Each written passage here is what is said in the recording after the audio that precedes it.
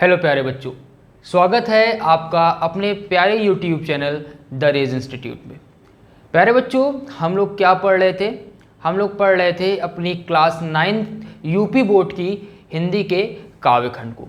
बच्चों, previous video में हम लोगों ने सूर्यकांत त्रिपाठी निराला जी द्वारा रचित दान शीर्षक से अवतरित जो हमारे पद्यांश थे उनकी व्याख्या को देखा था और समझा था। आशा करता हूँ उस पद्यांश की जो व्याख्या मैंने आपको समझाई थी, जो पढ़ाई थी, वो आपको अच्छे से समझ में आई होंगी। तो प्यारे बच्चों, उसी क्रम में आज हम अपने यूपी बोर्ड क्लास 9 की हिंदी के काव्यखंड का एक दूसरा पार्ट, ठीक है, अगला पार्ट लेकर के उपस्थित हुए हैं, जो कि सोहन लाल द्विवेदी जी द्वारा रचित उन्हें प्रणाम शीर्षक से अवतरित है। ठीक है, सोहन लाल द्विवेदी जी हमारे इस पद्यांश के, इस काव्यखंड के जो हमारा पाठ है उन्हें प्रणाम के कवि हैं। उनके द्वारा रचित उन्हें प्रणाम या जो शीर्षक है उसकी आज हम जो भी पद्यांश हैं उनकी व्याख्याओं को समझने वाले हैं। ठीक बच्चों, तो चलिए बिना किसी देरी के हम अपने इन पद्यांशों की व्याख्याओं को पढ़ना प्रारंभ करते हैं। बच्चों, यह जो पद्यांश है, इस पद्यांश को हम लोग आराम से बहुत ही धीरे धीरे 2 भागों में पूरा करेंगे। तो पहले भाग में आज हम उन्हें प्रणाम के आधे भाग को आधे पद्यांश की व्याख्या को पढ़ेंगे और दूसरे भाग में हम बचे हुए पद्यांश की व्याख्या को पढ़ेंगे, ताकि हमें यह जो पद्यांश है इसकी जो व्याख्या है वह बहुत ही अच्छे से समझ में आ जाए। ठीक है, तो चलिए हमारा जो उन्हें प्रणाम का जो पहला पद्यांश है उसे देखते हैं। बच्चों, यहाँ पे सोहन लाल द्विवेदी जी ने उन महापुरुषों को प्रणाम किया है, उन महापुरुषों का आदर किया है जो स्वयं के लिए नहीं जीते हैं बल्कि दूसरों के लिए जीते हैं। ठीक है, तो यह पूरा जो पद्यांश है हमारा उन्हीं महापुरुषों को समर्पित है। ठीक है, जो अपने को छोड़ करके दूसरों के हितों के लिए लड़ते हैं, दूसरों के सुख दुख के लिए लड़ते हैं, उन महापुरुषों की वंदना करते हुए, उन्हें प्रणाम करते हुए सोहन लाल द्विवेदी जी ने इस पद्यांश को लिखा है। चलिए इस पद्यांश की व्याख्या को प्रारंभ करते हैं। तो बच्चों, जो हमारा पहला पद्यांश है वह है, भेद गया दीन अश्रु से जिनका मर्म, मुहताजों के साथ न जिनको आती शर्म, किसी देश में किसी वेश में करते कर्म, मानवता का संस्थापन ही है जिनका धर्म, ज्ञात नहीं है जिनके नाम, उन्हें प्रणाम सतत प्रणाम। ठीक है बच्चों, तो देखिए मतलब क्या है, यहाँ पे व्याख्या क्या है। भेद गया दीन अश्रु से, दीन अश्रु मतलब कि दीन दुखियों के आंसू से। मर्म का अर्थ बच्चों यहाँ पे है हृदय। ठीक है, भेद गया, भेद गया का मतलब आप समझते हो जैसे छल्ली कर जाना। ठीक है, भेद गया मतलब बिध गया। ठीक, तो भेद गया दीन अश्रु से जिनका मर्म, यहाँ पे सोहन लाल द्विवेदी जी कहते हैं कि जिन दीन दुखियों के अश्रुओं को, जिन दीन दुखियों के आंसुओं को देख करके जिनका हृदय छल्ली हो गया है, जिनका हृदय भिद गया है, मुहताजों के साथ न जिनको आती शर्म, मुहताजों यानी जो दीन दुखी गरीब हैं, उन गरीबों के साथ, उन दीन दुखियों के साथ जिनको खड़े होने में बिल्कुल भी शर्म नहीं आती है, किसी देश में किसी वेश में करते कर्म, और वह किसी भी देश में रह करके, किसी भी वेशभूषा में रह करके अपना कर्म करते रहते हैं। मानवता का संस्थापन है जिनका धर्म, और मानवता की स्थापना करना, चारों ओर मानवता की भावना को फैलाना ही उनका मुख्य धर्म है। ज्ञात नहीं जिनके नाम, और जिनके नाम हमें ज्ञात नहीं है, ऐसे महापुरुषों को प्रणाम है, सतत प्रणाम। सतत का अर्थ होता है निरंतर। ऐसे महापुरुषों को मेरा प्रणाम है, सतत प्रणाम है, बारंबार प्रणाम है। ठीक है बच्चों, आई बात समझ में। यहाँ पे उन महापुरुषों की बात कर रहे हैं कि जो दीन दुखियों के आंसुओं को देख करके जिनका हृदय अत्यंत द्रवित हो जाता है, करुणा से भर जाता है। यहाँ पे उन महापुरुषों की बात की गई है जो दीन दुखियों को के साथ खड़े होने में, दीन दुखियों के साथ बैठने में बिल्कुल भी शर्म नहीं करते हैं। यहाँ पे उन महापुरुषों की बात की गई है जो किसी भी देश में रहें, किसी भी वेशभूषा में रहें, उनका जो भी मुख्य कर्म है लोगों का हित करना, वह कर्म वह करते रहते हैं, और मानवता ही संस्थापन ही है जिनका धर्म, और मानवता की स्थापना करना ही, ठीक है, ह्यूमैनिटी कह सकते हो इमरजेंस करना ही मेन उनका क्या है, मोटिव है। वही ऐसे महापुरुष जिनके हमें, ऐसे कुछ महापुरुष हैं जिनके हमें नाम तक नहीं पता है, जो इस तरीके के कर्म करते हैं, उन महापुरुषों को मेरा सतत प्रणाम है, मेरा बारंबार प्रणाम है। ठीक है बच्चों, आई बात समझ में। आशा करता हूँ पद्यांश, प्यारा सा पद्यांश जो यहाँ सोहनलाल द्विवेदी जी ने महापुरुषों को समर्पित किया है, उनको यहाँ पे प्रणाम किया है, उनकी व्याख्याएं आपको समझ में आई होगी। बच्चों यहाँ पे एक क्या है, ज्ञात नहीं जिनके नाम। ठीक है, आप जानते होंगे कि बहुत से ऐसे महापुरुष हैं जिनके कार्यों को हम पढ़ते हैं, जिनके कार्यों को हम बहुत अच्छे से जानते हैं, जैसे भगत सिंह, सुखदेव, सुभाष चंद्र बोस जी। ऐसे महापुरुष हैं जिनके बारे में हम अक्सर पढ़ते हैं और उनके बारे में जानते हैं। परंतु बहुत से ऐसे महापुरुष हैं, बहुत से ऐसे दानवीर हैं जिनके विषय में हमें ज्ञात नहीं है, लेकिन उन्होंने अपने कर्मों से, अपने कार्यों से इस मानव जगत का क्या किया है, उद्धार किया है। तो उन्हीं महापुरुषों की यहाँ पे वंदना करते हैं हमारे सोहनलाल द्विवेदी जी और उन्हें प्रणाम करते हैं। ठीक बच्चों, आई बात समझ में। पुनः एक बार अगर आप देखना चाहते हैं तो हम एक बार देख लेते हैं क्या है। भेद गया है दीन अश्रु से जिनका मर्म, कि मैं वह महापुरुष जो दीन दुखियों के आंसुओं को देख करके करुणा से भर जाते हैं और द्रवित हो जाते हैं, और जो उनका हृदय है वह बिध जाता है, छल्ली हो जाता है। वे महापुरुष जो दीन दुखियों के साथ खड़े होने में, दीन दुखियों के साथ बैठने में जिन्हें बिल्कुल भी शर्म नहीं आती है, और वह महापुरुष भले ही किसी देश में रहें, किसी भी वेश में रहें, वह अपने कर्म को करते रहते हैं, और जिनका मुख्य उद्देश्य मानवता की स्थापना करता है। और उन महापुरुषों को, ऐसे कुछ महापुरुष हैं जिनके नाम हमें ज्ञात भी नहीं हैं, उन अज्ञात महापुरुषों को मैं बारंबार प्रणाम करता हूँ, निरंतर प्रणाम करता हूँ। ठीक बच्चों, आशा करता हूँ अब पद्यांश आपको बिल्कुल अच्छे से समझ में आ गया होगा। अगले पद्यांश की ओर बढ़ते हैं। हमारा अगला पद्यांश है कि कोटि कोटि नंगो भिखमंगों के जो साथ खड़े हुए हैं कंधा जोड़े उन्नत मात, शोषित जन के पीड़ित जन के कर को थाम, बड़े जा रहे उधर जिधर है मुक्ति प्रकाम, ज्ञात और अज्ञात मात्र ही जिनके नाम, वंदनीय उन सतपुरुषों को सतत प्रणाम। आगे क्या कहते हैं कि कोटि कोटि नंगो भिखमंगों के जो साथ, कहते हैं कि कोटि कोटि यानी करोड़ों, ठीक है, करोड़ों करोड़ों दीन दुखी, मतलब कि नंगों का अर्थ है ऐसे व्यक्ति, ऐसे असहाय व्यक्ति जिनके पास वस्त्र तक नहीं है पहनने के लिए, ऐसे करोड़ों निर्वस्त्र लोगों के, भिखमंगों जिनके पास खाने के लिए भी कुछ नहीं है, उनके साथ जो खड़े हुए हैं कंधे जोड़े, कंधा से कंधा मिला करके।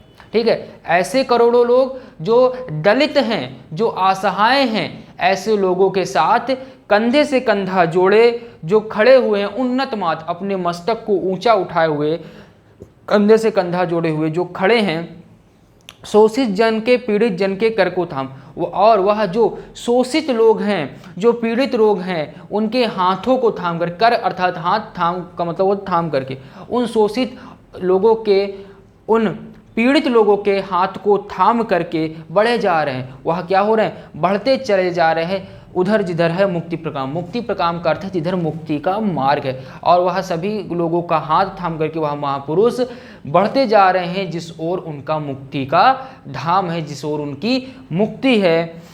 ज्ञात और अज्ञात मात्र ही जिनके नाम, और कुछ उनमें ऐसे हैं जिनके नाम हमें ज्ञात हैं और कुछ ऐसे हैं जिनके नाम हमें अज्ञात हैं। वंदनीय उन सत्पुरुषों को, ऐसे अज्ञात और ज्ञात नामों वाले सत्पुरुषों को, महान पुरुषों को, वंदनीय उन सत्पुरुषों को सतत प्रणाम। उन वंदनीय सत्पुरुषों को, महापुरुषों को मेरा प्रणाम है, मेरा सादन वंदन है। ठीक है बच्चों, आई बात समझ में।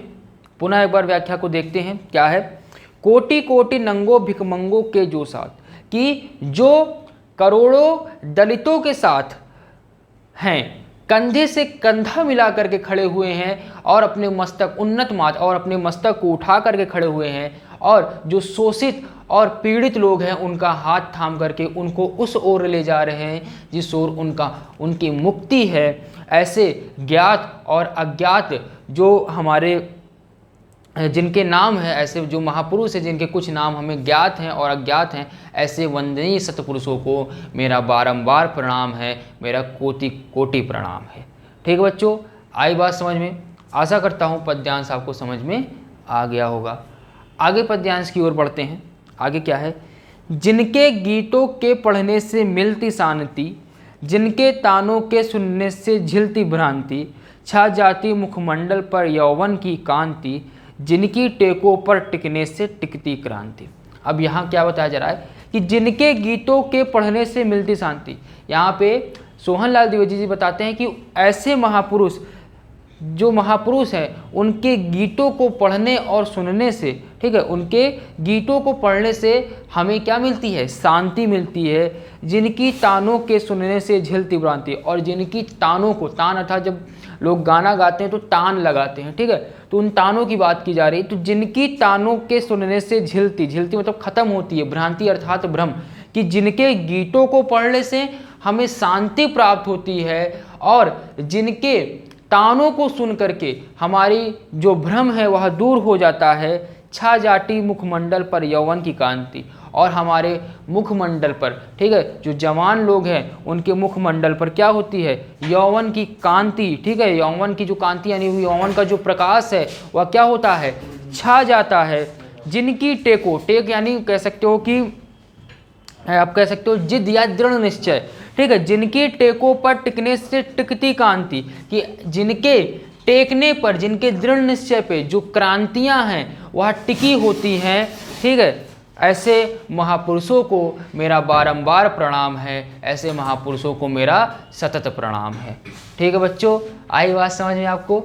ठीक, पुनः एक बार व्याख्या को देख लेते हैं कि जिनके गीतों के पढ़ने से मिलती शांति, कि जिनके गीतों को पढ़ने से हमें शांति प्राप्त होती है, और जिनके तानों को सुन करके हमारी जो भ्रांतियां हैं वह समाप्त हो जाती हैं, और जिससे हमारे मुखमंडल पर जवानी की जो चमक है वह आ जाती है, और जिनके दृढ़ निश्चय से, जिनके दृढ़ निश्चय पर क्रांतियां टिकी होती हैं, ऐसे महापुरुषों को मेरा बारंबार प्रणाम है, मेरा सतत प्रणाम है। ठीक है बच्चों, आई बात समझ में? ठीक, चलिए अगले पद की ओर बढ़ते हैं। हमारा अगला पद है, मरण मधुर बन जाता है जैसे वरदान, अधरों पर खिल जाती है मादक मुस्कान, नहीं देख सकते जग में अन्याय वितान, प्राण उच्छ्वसित होते होने को बलिदान।